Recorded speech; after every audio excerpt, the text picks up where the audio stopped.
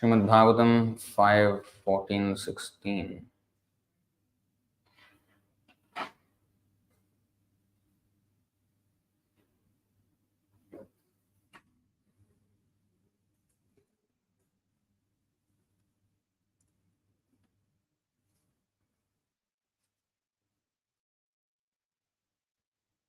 Kvachit Kala Visha Mita Rajakula Rakshasa Apahrita Priyatama Dhana Asuhu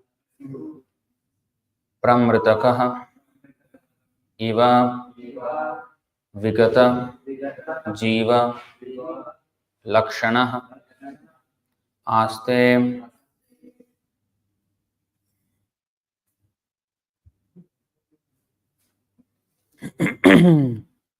Kvachit Kala Vishamita Rajakula Rakshasapahhrita Priyatama Dhanasuh Pramritaka Iva Vigata Jiva Lakshana Aste. Kvachit, sometimes. Kala Vishamita, made crooked by time. Rajakula, the government men. Rakshasa, by those who are like carnivorous human beings. Apahrita, being plundered. Priyatama, most dear. Dhana, in the form of wealth. Asuho, whose life heir.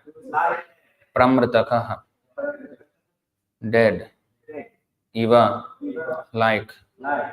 Vigata Jiva Lakshanaha, bereft of all signs of life. Aste, he remains.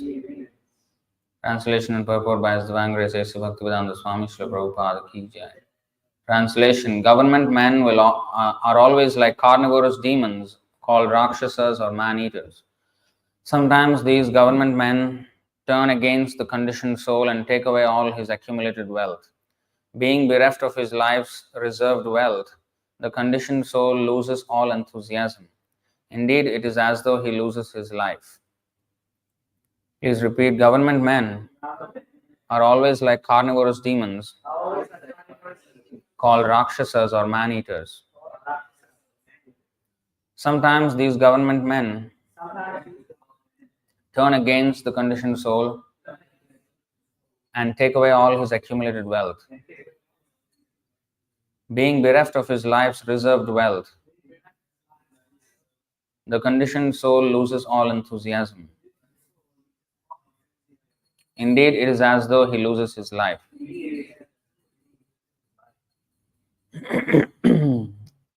Purport. The word Rajakula Rakshasa is very significant. Srimad Bhagavatam was compiled about 5,000 years ago, yet government men are referred to as Rakshasas or carnivorous demons. If government men are opposed to a person, that person will be bereft of all his riches, which he has accumulated with great care over a long period of time. Actually, no one wants to pay income taxes. Even government men themselves try to avoid these taxes, but at unfavorable times, income taxes are exacted forcibly and the taxpayers become very morose.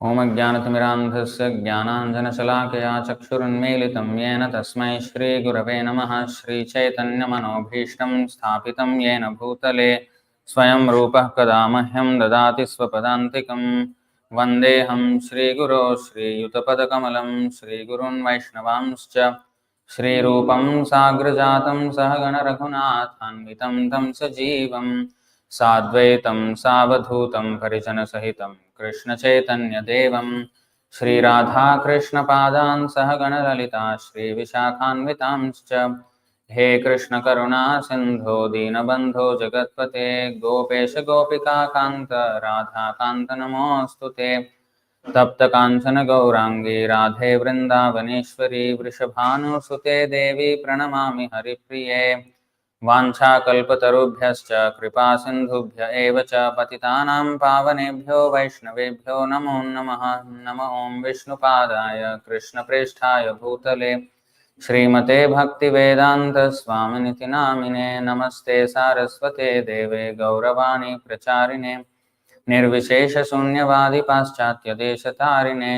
जय श्री कृष्ण चैतन्य प्रभु नित्यानंद श्री अद्वैत गदाधर श्रीवासादि गौर भक्त वृंद। हरे कृष्ण कृष्ण कृष्ण हरे हरे, हरे Ram Ram Ram Hare Hare.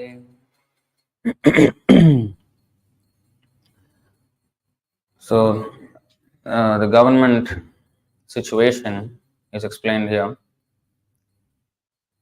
Well, this was spoken by Jada Bharat, which is many millions of years ago.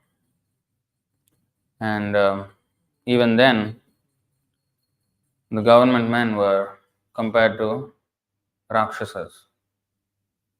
We should understand one thing, that all the Rajarshis that are mentioned in the Vedic literature, it's not that the world is always ruled by Rajarshis, and only now that we are having rogues and thieves. The historical incidences presented in the Srimad Bhagavatam are selected histories, not all history of the world. So, when the times were instructive, when there was something instructive, such histories were taken and recorded in the Puranas, and that is explained.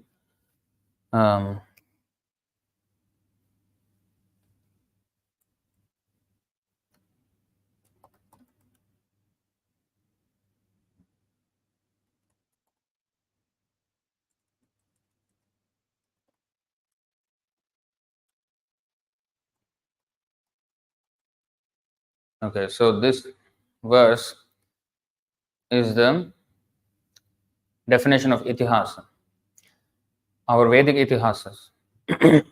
धर्मार्थ काम मोक्षाणाम उपदेश समन्वितम पूर्ववृत्त कथायुक्तम इतिहासम प्रचक्षते. A text that consists of narrations of past events and includes instructions about religiosity, economic development, sense gratification and liberation is called an itihasa. So that is one of the criterion for our itihasas and Puranas, that they have to have narrations which instruct us on dharma, artha, kama, moksha. And such histories are selected in the pages of Srimad Bhagavatam and other Puranas and Itihasas.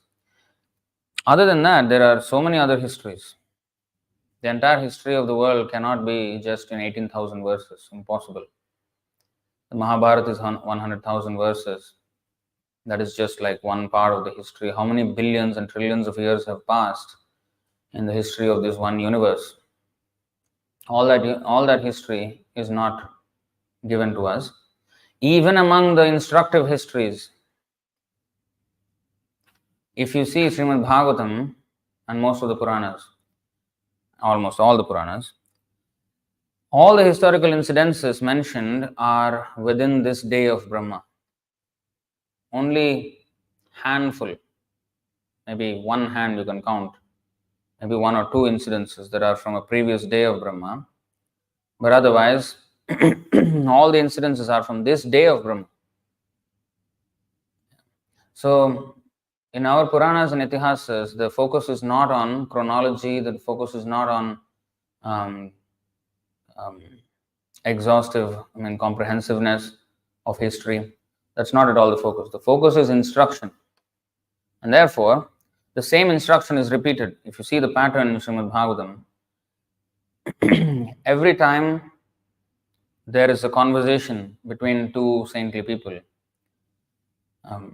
there are questions raised and answers given. And whether you see in the first canto, or you see in the fourth canto, fifth canto, or seventh, eighth, ninth, 10th, you will see the same pattern, the same kind of questions, the same topics are discussed from various angles. So this is because it is not that it progresses. Okay, Canto 1 is about this. Of course, it is mentioned that, creation, sub-creation, the 10 subjects of Srimad Bhagavatam are mentioned. Let's see the verse which describes that. I think 2:10:1, I think. Yeah. 2:10:1 Srimad Bhagavatam. Atra sargo visargascha sthanam poshanamutayah manmantareshanukatha nirodho muktirashrayah. In the Srimad Bhagavatam, there are 10 divisions of statements regarding the following: the creation of the universe, sub-creation, planetary systems, protection by the Lord, the creative impetus, the change of Manus, the signs of God, returning home back to Godhead, liberation, and the summum bonum. So these are the subjects, but it's not that one subject is limited to one canto. It's not like that.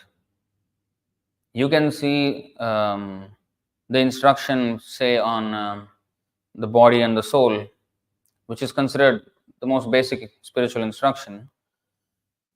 In the first canto, in second canto, third canto, everywhere we will see this. So it's reiterated many times within the change of Manus, within the protection by the Lord. So protection by the Lord, for example, Narasimhadeva's protection is there. But also Vamanadev's protection is there. Also other incarnations are mentioned. Matsya Avatar, how he protected the Vedas and the devotees. So in this way, everywhere, these subjects are discussed. So it's not even topic-wise segregated. Cantos are not segregated by even topics.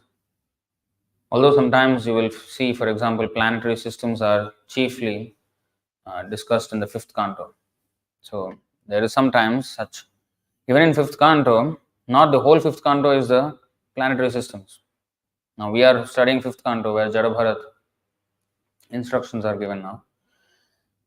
So that is again, we have covered so many topics, like we are not the body, we are from the basic to the advanced, we have covered. In every conversation, these things will be sort of repeated, but from various different angles.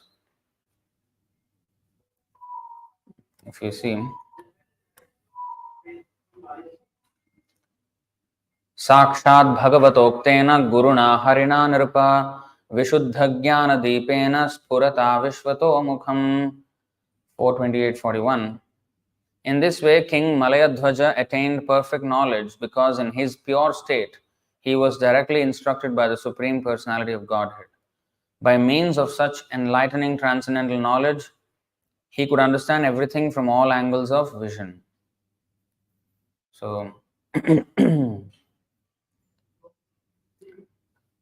that is how to understand from all angles of vision. See, in the purport, he gives direct instructions only to the advanced pure devotees. In the beginning, when a devotee is serious and sincere, the Lord gives him directions from within to approach a bona fide spiritual master.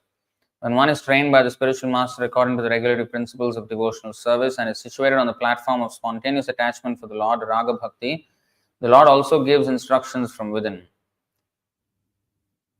Tesham satatayuktanam bhajatam pritipurvakam. This distinct advantage is obtained by a liberated soul.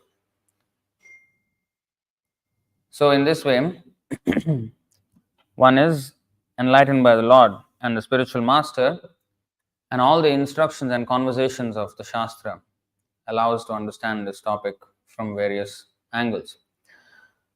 Now in today's topic, here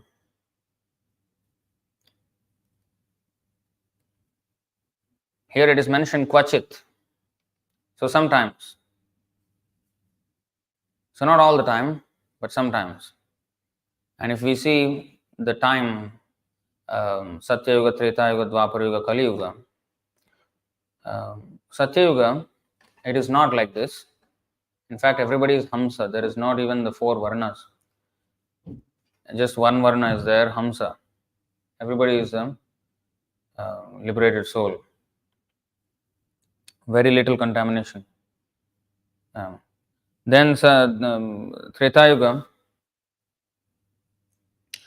there is 25% of vice is introduced, and Dwapar Yuga 50%, Kali Yuga 75%, and that goes to 100% almost towards the end of Kali Yuga. So progressively, the government will become unruly.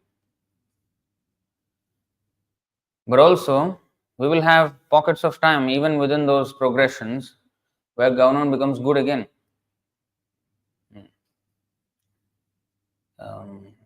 For example, at the end of Dwapar Yuga, there was Yudhishthir Maharaj, there was Parikshit Maharaj.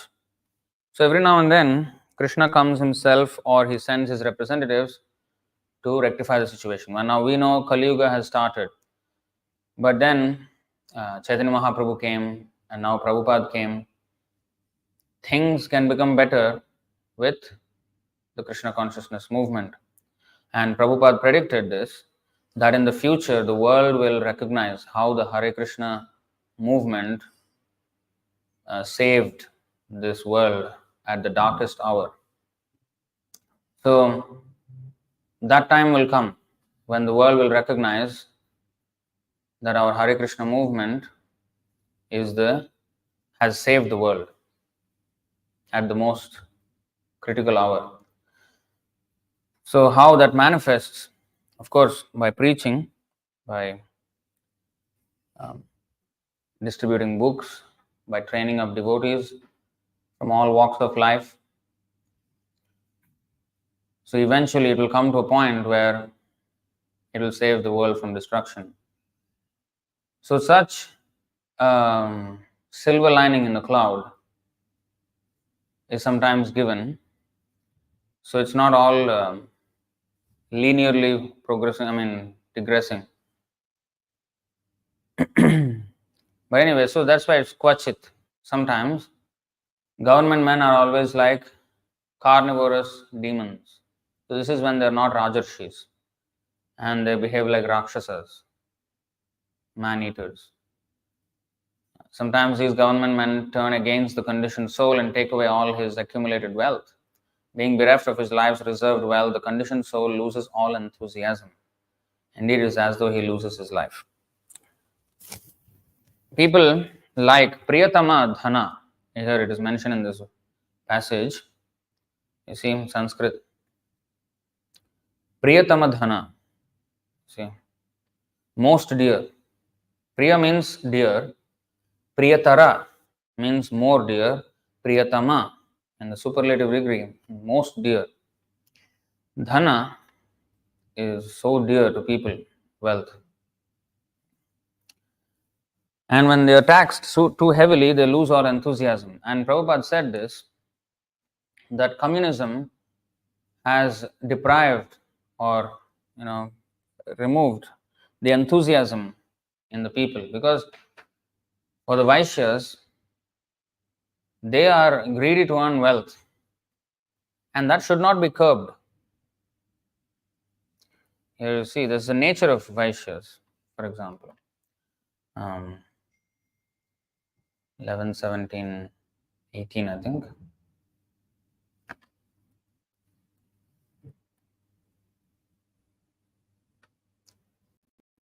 आस्तिक्यं दाननिष्ठा च अदम्भो ब्रह्मसेवनम् अतुष्टिरर्थोपचयैर्वैश्यप्रकृतयस्त्विमाः. Silent. Faith in Vedic civilization, dedication to charity, freedom from hypocrisy, service to the Brahmanas, and perpetually desiring to accumulate more money are the natural qualities of the Vaishyas. And here it is translated as perpetually desiring to accumulate more money. And if you see the Sanskrit, it is slightly differently worded. Atushtir. Tushti means satisfied. Atushti means remaining dissatisfied. Artha upachaya means by the accumulation. That means they are perpetually dissatisfied with their accumulation of wealth. In the other way, in other words, they want to accumulate more and more wealth. They are never satisfied with however much wealth they earn. And that is the natural condition of the Vaishyas. And it is not to be curbed. What is to be done instead is that such Vaishyas have to be educated in religiosity. So then what happens? This atushtir arthopachaya is only good if it is coupled with Brahma Sevanam and Astikyam. Alone, atushtir arthopachaya is complete gateway to hell if you are not satisfied with however much wealth. But when it is coupled with Brahma Sevanam and Astikyam, then that will become very potent.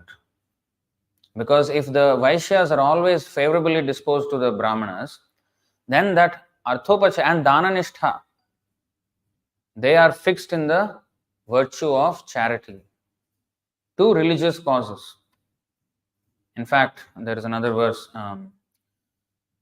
in the first canto, 9th chapter, Bhishma Deva's instructions, where it is in the purport, Prabhupada also mentions that a Kshatriya, in fact, 11th canto also, Kshatriya, actually that verse is in the 11th canto, let me see.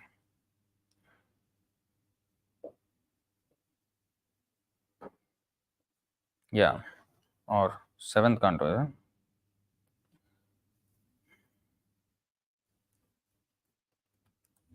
7, 11, 14. विप्रस्याध्ययनादीनि षडन्यस्या प्रतिग्रहः राज्ञो वृत्तिः प्रजागोप्तुर् अविप्राद्वाकरादिभिः. For a Brahmana, there are 6 occupational duties. A Kshatriya should not accept charity, but he may perform the other 5 of these duties. A king or Kshatriya is not allowed to levy taxes on Brahmanas, but he may make his livelihood by levying minimal taxes, customs duties, and penalty fines upon his other subjects. So, Brahmanas are not working, they accept charity. The Kshatriyas, they don't accept charity, but they can levy taxes, customs duties, and penalty fines. So, Kshatriyas are also having secondary income. How are people going to pay fines or taxes or duties if they don't have money, if they don't have means to pay? That means who are now earning actually? If both Brahmanas and Kshatriyas are not primary earners,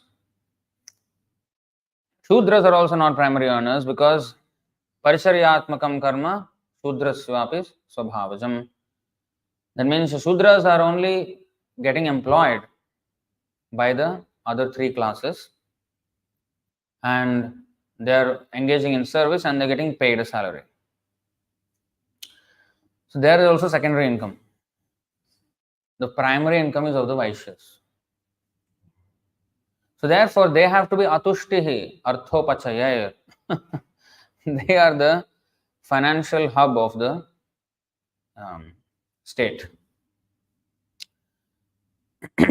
And they earn their livelihood by agricultural enterprise and cow protection. In this way they earn. And these are based on natural resources. And that is not the only, there is also other kind of trades which are undertaken. So this is the domain of activities or occupation of the Vaishyas. And they support financially the entire other 3 classes. And by that, it's not that they support. They are supported. Because ultimately it is the spiritually inclined people, the Brahmanas, who are the sustainers of civilization. Because by their instructions, they guide the Kshatriyas, the Vaishyas, the Shudras, and everyone.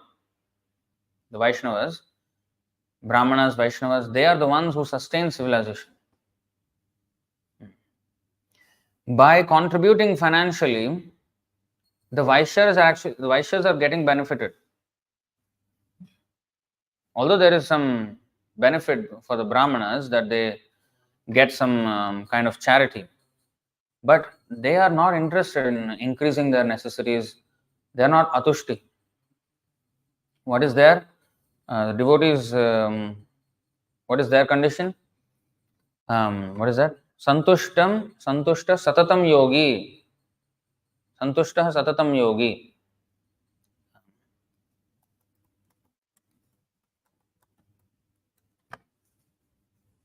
यतात्मा दृढ़निश्चयः मयि अर्पितमनोबुद्धिर् यो मद्भक्तः स मे प्रियः. 12:14. Santushta satatam yogi means he is always satisfied, whichever condition of life. Narayana para sarve nakudasyana bibhyati swargapavarga narakeshu api tulyartha darshina. Whether in heaven or hell or earth, he is always satisfied. He doesn't mind poverty. But minimal body maintenance should be there, and for that little bit resources is enough. And he doesn't need to artificially increase that. But a Vaishya who is increasing his wealth will fall prey to all bad qualities, because wealth is a source of all bad qualities. There are 15 bad qualities coming from wealth. So he will fall prey to those if he does not have astikyam, brahmasevanam and dhananistha qualities. So it is not only that he earns money, he has to have these qualities in order to balance it. What is it?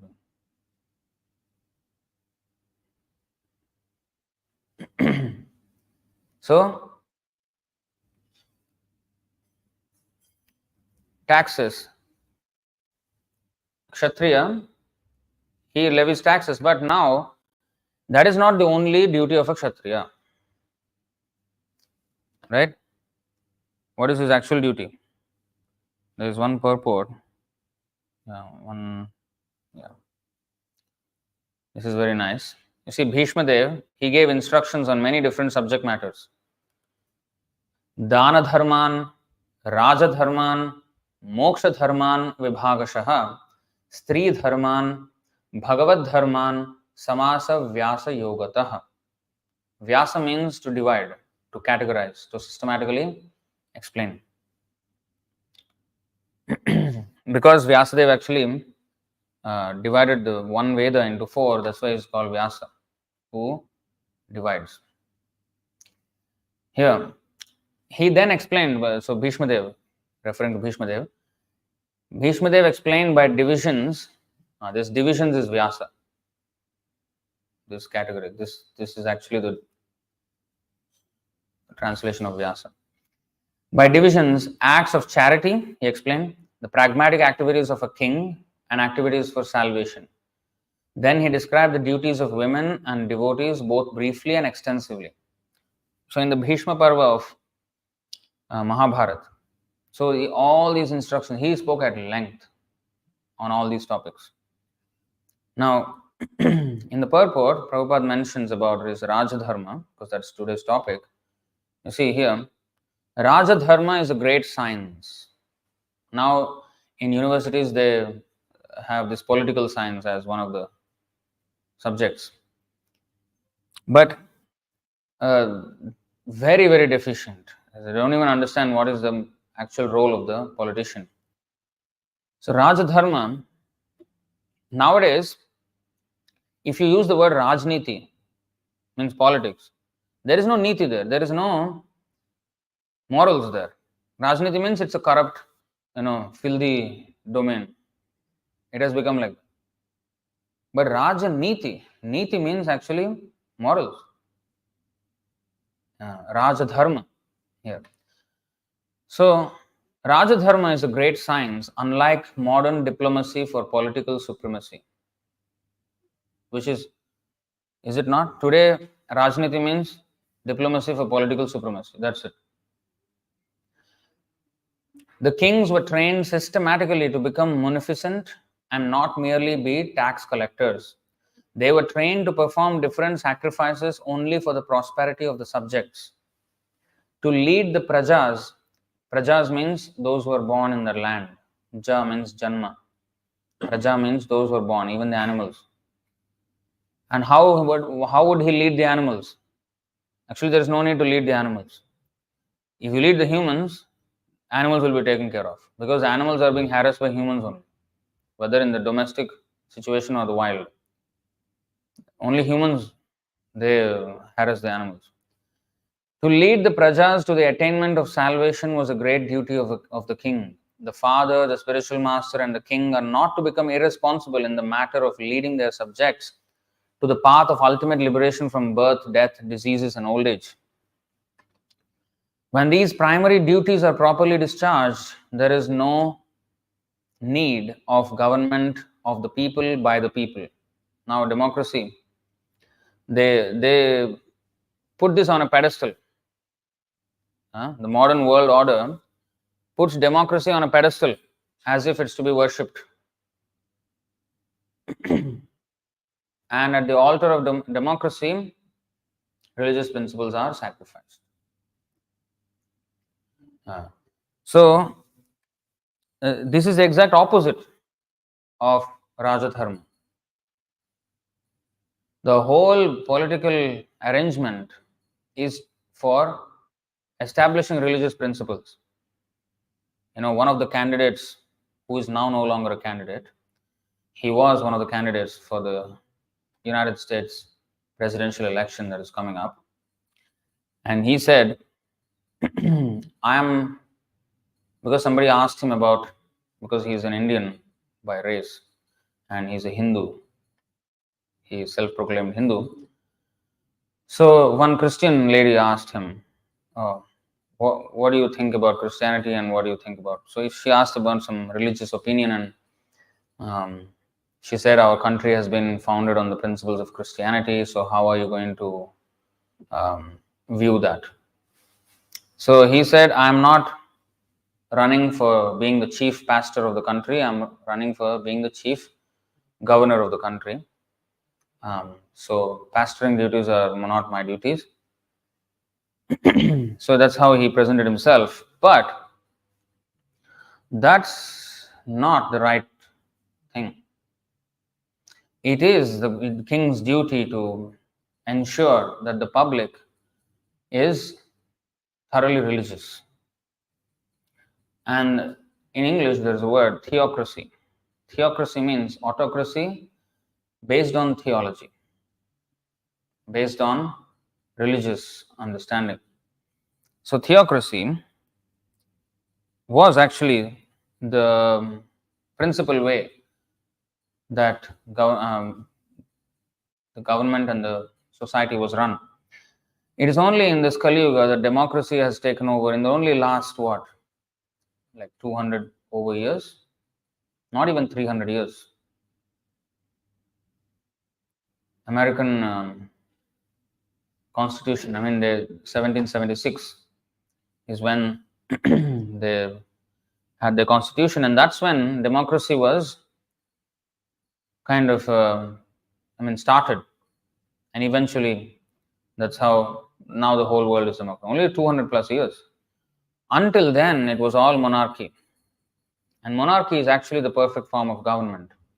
Only in the instance of abuse of monarchy was another solution sought out.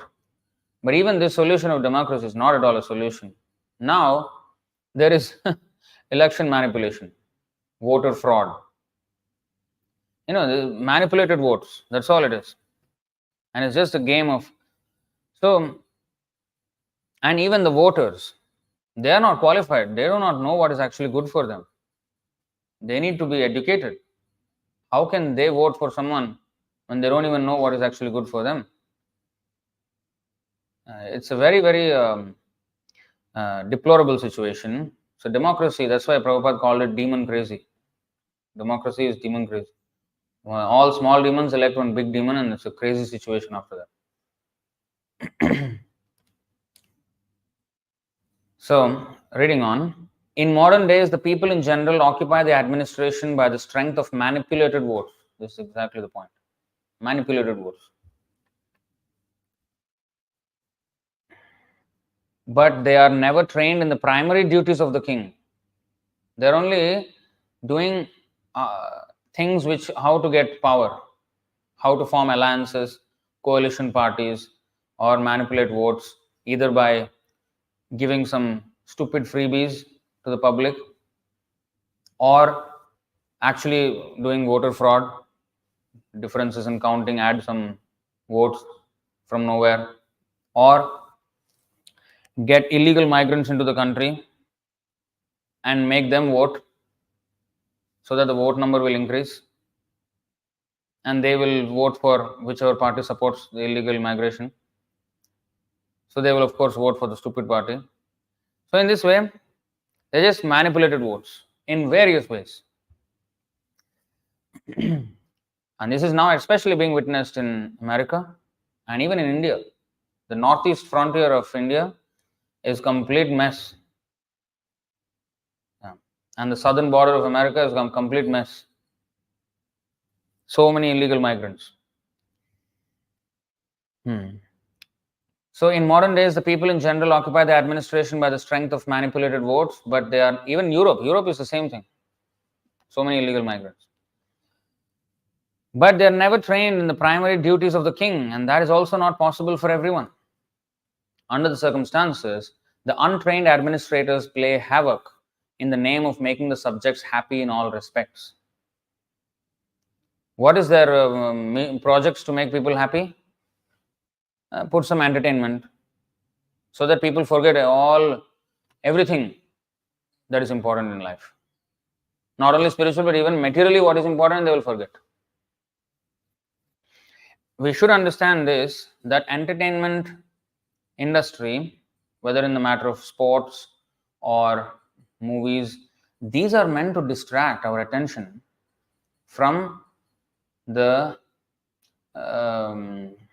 cheating or the pain that is given by the government. This is just an outlet. Let them have some relaxation, so that let us give us some top quality entertainment so that they won't complain and they will be busy. You see, in the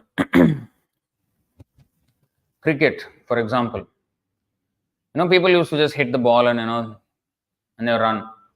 But now it is so sophisticated that once the ball is bowled, within a split second you can know the speed of the ball. And if somebody says out or something, if there is contested, immediately there are cameras from all angles and animation going on. That is live. To do that kind of animation, to produce a video, it takes how much effort? But live, leg before wicket, for example, it is going through the batsman, it will hit the stumps or not, projections, yeah, how many angles, and everything is in split second, everything is done. And sound also. When the bowler is bowling, even his run up, sound is there. The experience is very immersive.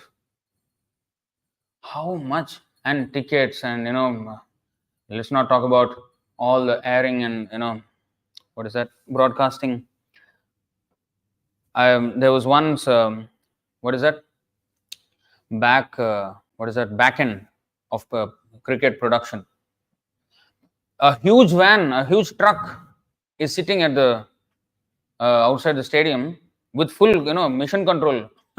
It's as if like a rocket is being launched. All screens and so many instruments, and they are like real live switching everything, commentators and everything. So much attention is given, and the pitch, everything has to be like neatly done. So much attention for a useless thing. How does it help in life? And the fame that the cricketers get by that, what are they famous for? Distracting the public. I'm just giving one example. They're same with football, same with movies and everything. All these people are famous for what? What is their contribution to society? Other than just distracting the people, or even worse, not just distracting, feeding narratives into the people. It has become now it is weaponized. Just recently, I think 3 weeks ago, less than a month ago, I found out that the CIA has a whole department The Pentagon has a whole department they have budget to sponsor movies that um, not only glorify the US military, but also put US in a good light and promote narratives basically in the people, and putting other countries in a bad light. You see for example, all the what is that, UFO or whatever alien, all land in America in the movies. Everything happens in America, nothing happens elsewhere. And they are always the good guys. In any war, they are the good guys. And there's a huge funding. And it is publicly even displayed. You can actually search it online. It's publicly available information, but they won't broadcast it, so nobody knows actually. So this is called PSYOP. PSYOP means psychological operation. This is a military term. So they manipulate people. So this is how they try to keep people engaged somehow or other. Social media is even better. They can push their narratives, keep people busy so that they don't question their moves. The most boring thing for people is to look through a long document. Videos are more entertaining, but actually in the documents is where the real thing happens. All these policies are drafted in the constitution, passing bills, policy making, all these are documents, and that's what actually governs the whole world. Through those policies they push forward plans of actions. It's all governed by them, but nobody's interested in a bill being passed. It's not a very sensational news. Some Virat Kohli hit a century, that's sensational news. See how people are engaged or kept distracted. So this is there in the name of making the subjects happy in all respects, you see. And they treat religion as a problem. They don't consider religion as a solution, and they're not entirely to be blamed, because religion has also been distorted by the downline. The prophets, the acharyas who come, they come with a good intention, but the downline spoil the whole thing and create problems based on religion. Wars go on religion, in the name of religion.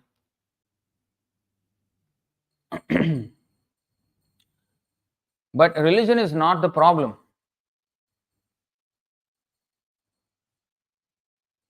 Nobody is encouraged to, by so-called secular governments, nobody is encouraged to show his religion. The equality is always negative equality. In other words, everybody should not show their religious identity as much as possible. For those who make more noise, okay, you show something. That's all it is. But as much as possible, if possible, don't show anything. Don't overtly show your religious identity by marks or dress or whatever. So that is negative equality. Positive equality means everybody there's freedom of expression of religion, but according to the scripture only, not ultimate freedom. Freedom of expression doesn't mean I express any way to hurt. No. Whatever their religious book says, what is the real teaching of the religion? Not simply what the original Acharya said, prophet or whoever said. Based on that, are they following or not? The government's duty is to ensure that they follow. That is real secular government. Now secular government is actually non-religious secular government. Non-religious. Their equality is based on negating the religious aspect of life. Continuing on. On the other hand, these untrained administrators gradually become rogues and thieves and increase the taxation to finance a top-heavy administration that is useless for all purposes. useless for all purposes. Actually, the qualified Brahmanas are meant to give direction to the kings for proper administration in terms of scriptures like the Manu Samhita and the Dharma Shastras of Parashara. A typical king is the ideal of the people in general, and if the king is pious, religious, chivalrous, and munificent, the citizens generally follow him. Who would not want to follow a king who is actually caring and who cares for the spiritual and material well-being of the citizen? Who does not? Who wants him out of office after 5 years or 4 years by an election system? Nobody wants. The sane section of the population would not want. So it is not that the democracy is the answer. In fact, democracy is just an illusion of choice. That's what it is. It's an illusion of choice. Because two candidates are there. In America, it's just two. Monarchy means one. Like you cannot elect another one.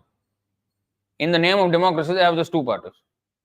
Yeah, there can be independent candidates, but nobody will win there. Two, basically. It's just one step away from a complete monarchy. That's what it is. And they call it democracy. And the champions of democracy, US. And they will make sure, they will make noise in every country. Hey, you are not democracy, you are monarchy. What is this? Change to democracy. They will fuel some freedom rights movements until the opposition party wins power. After that, censorship. After that, there is no freedom of expression, freedom rights, nothing. So we should see through this from Shastra that this is all just a manipulation game. All rogues and thieves, that's all they are. And even if materially they seemingly seem all right, but from the viewpoint of the religious scriptures, especially our Bhagavad Gita, Srimad Bhagavatam, everyone is a rogue and thief. Because rogues, what they do? They steal. Now they steal our time. They are engaging us non-stop work from morning to night as much as possible. And that's how the economy, they're wanting to surge the economy. And for that, make people work hard. And rob them of the opportunity of spiritual elevation. So this is all rogues and thieves. And promote sinful activities. Meat eating is not condemned, for example. So all this is rogues and thieves. Barbarianism, but polished, looks polished. You go to any McDonald's, it looks very polished, neat, everything is nicely cleaned. What they're doing there? What are they doing there? Barbaric stuff. That's what they're doing. Hospitals, oh, nicely done. What they're doing there? Of course, maybe treating, but also abortions, killing, infanticide going on. Barbaric stuff. That is barbaric stuff. So what they're doing is. So reading on again. Such a king is not lazy and sensuous, living at the cost of the subjects, but is alert always to kill thieves and dacoits. The pious kings were not merciful to dacoits and thieves in the name of nonsensical ahimsa or non-violence. A child in the womb is violently killed. A criminal, serial criminal, is spared in the name of right to live. Especially in the Western countries. Capital punishment is not their feature. They are against capital punishment. But actually capital punishment is good. So that no one will dare. You see here, the thieves and dacoits were punished in an exemplary way so that in the future, no one would dare commit such nuisances in an organized form. Such thieves and dacoits were never given positions of administration as they are now. The taxation law was simple. There was no force, no encroachment. The king had a right to take 1/4 of the production made by the subject. And if for whatever reason there is no produce, he is not taxed. In addition, the king had a right to claim 1/4 of whatever wealth the subject allotted for charity or spent for some other purpose. One would never grudge parting with it because due to the pious king and religious harmony, there was enough natural wealth, namely grains, fruits, flowers, silk, cotton, milk, jewels, minerals, etc. And therefore, no one was materially unhappy.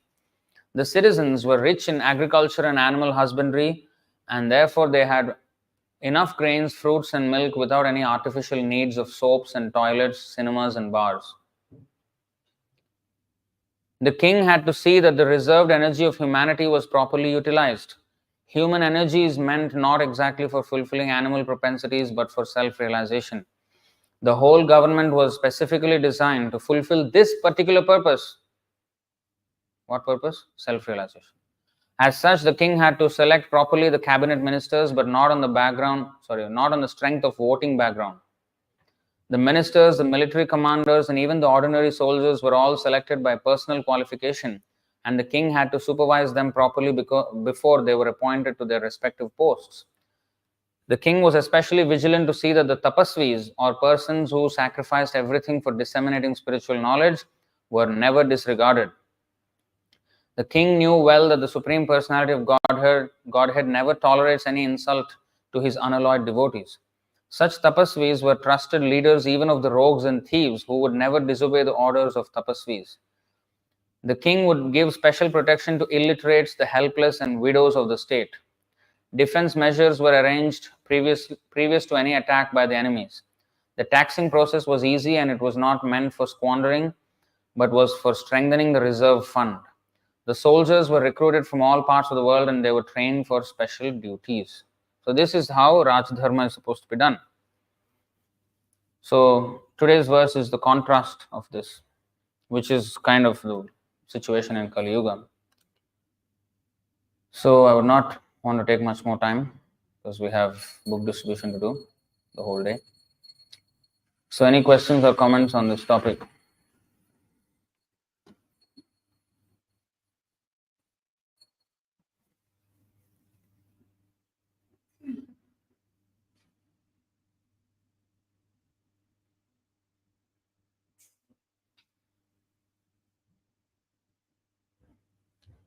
Nothing else. So Grantaraj Srimad Bhagavatam ki jai, Srila Prabhupada ki jai, Jai Gaur Premanande.